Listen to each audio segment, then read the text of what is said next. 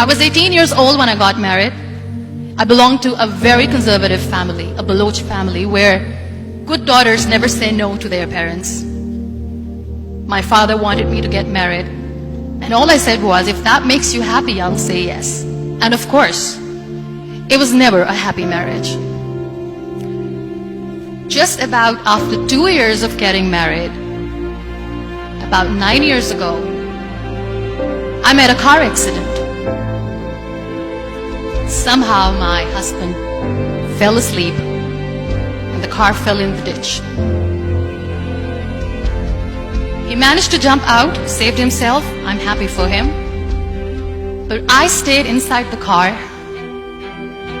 and I sustained a lot of injuries. The list is a bit long. Don't get scared. I'm perfectly fine now. Radius ulna of my right arm were fractured. The wrist was fractured. Shoulder bone and collarbone were fractured.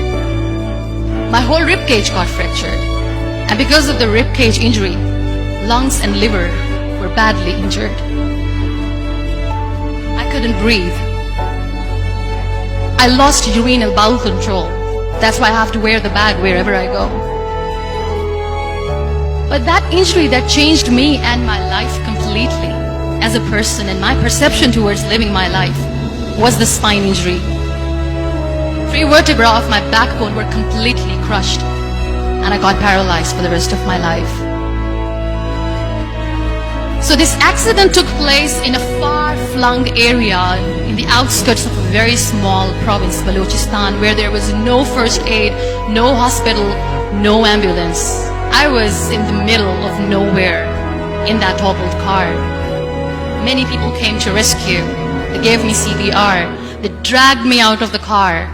And while they were dragging me out, I got the complete transection of my spinal cord. I finally ended up in a hospital where I stayed for 2.5 months. I underwent multiple surgeries. Doctors have put a lot of titanium in my arm. There's a lot of titanium at my back to fix my back. That's why people in Pakistan call me the Iron Lady of Pakistan.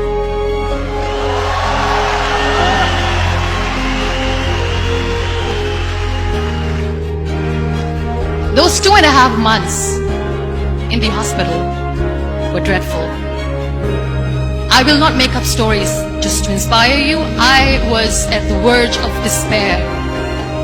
One day, doctor came to me and he said, well, I heard that you wanted to be an artist, but you ended up being a housewife. I have a bad news for you. You won't be able to paint again because your wrist and your arm are so deformed, you won't be able to hold a pen again. And I stayed quiet.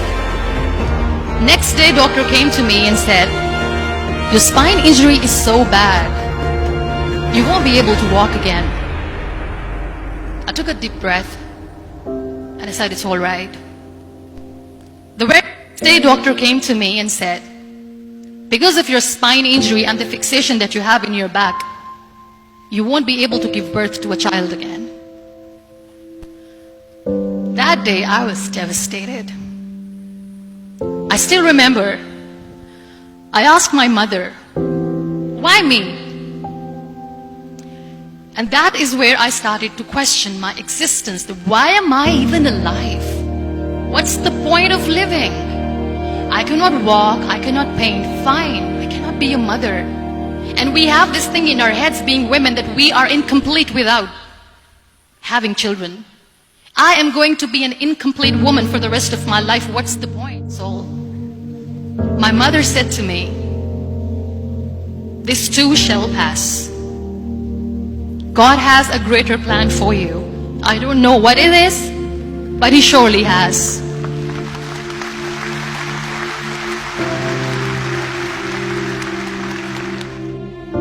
So what kept me going was, one day I asked my brothers, I know I have a deformed hand, but I'm tired of looking at these white walls in the hospital and wearing these white scrubs. I'm getting tired of this. I want to add more colors to my life. I want to do something. Bring me some colors. Bring me some small canvas. I want to paint. So the very first painting I made was on my deathbed, where I painted for the very first time. There were a lot of infections in my body, a lot of allergies. So doctors wanted me to lie down on the bed straight for not 6 months, for not 1 year, for 2 years.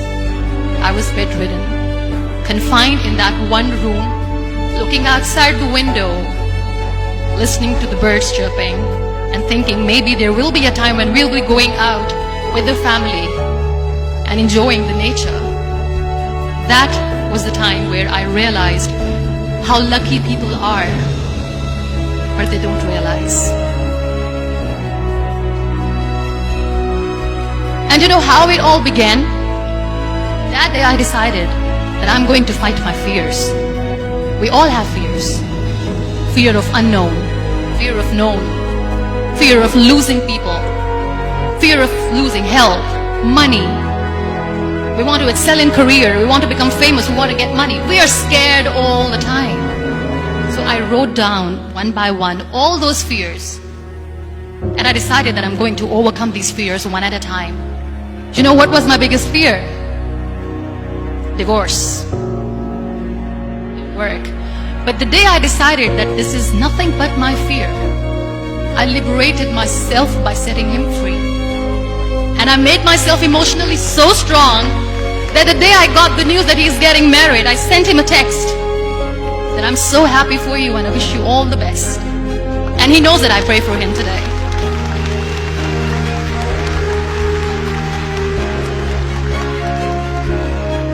My biggest fear, number 2, was I won't be able to be a mother again. And that was quite devastating for me. But then I realized there are so many children in the world, all they want is acceptance. So there is no point of crying, just go and adopt one. And that's what I did.